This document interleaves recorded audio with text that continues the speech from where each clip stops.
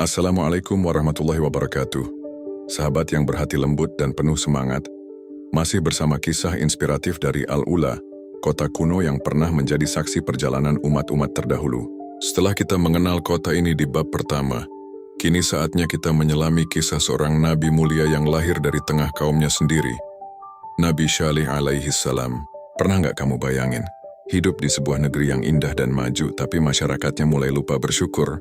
Di tengah itu, hadir seseorang yang membawa pesan kebaikan tapi malah dicurigai. Inilah tantangan dakwah Nabi Syalih yang luar biasa. Kaum Tsamud yang tinggal di wilayah Al-Ula ribuan tahun lalu, dikenal sebagai bangsa yang pandai membangun rumah dengan memahat batu.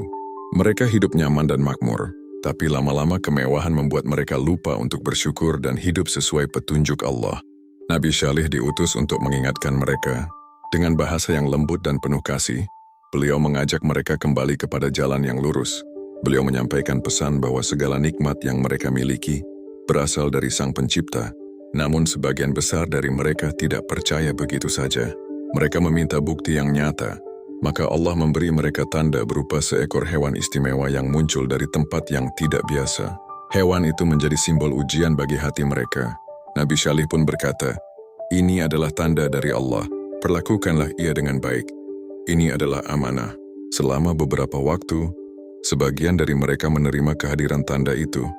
Tapi sayangnya, tidak semuanya.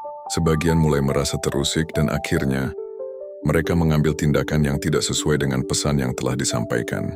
Nabi Syalih kembali menasihati dengan hati yang sedih. Beliau mengingatkan bahwa segala keputusan dan perbuatan pasti memiliki akibat. Dan waktu pun terus berjalan hingga akhirnya datang perubahan besar pada negeri itu. Wilayah yang dahulu ramai menjadi sunyi. Rumah-rumah batu yang dulu indah kini hanya jadi peninggalan sejarah. Namun pelajarannya tetap hidup hingga hari ini.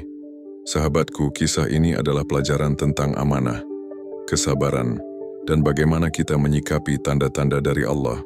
Terkadang yang dihadirkan Allah bukan untuk diuji dengan ilmu, tapi untuk diuji dengan hati. Terima kasih telah menyimak dengan penuh perhatian. Kisah ini mengajarkan kita agar senantiasa rendah hati, bersyukur, dan tidak terburu-buru menilai sesuatu hanya dari tampilan luar. Di bab berikutnya, kita akan melihat bagaimana Rasulullah mengajarkan sikap bijak saat melewati Al-Ula, dan apa makna dari perjalanannya itu bagi kita semua. Sampai bertemu di bab selanjutnya ya. Assalamualaikum warahmatullahi wabarakatuh.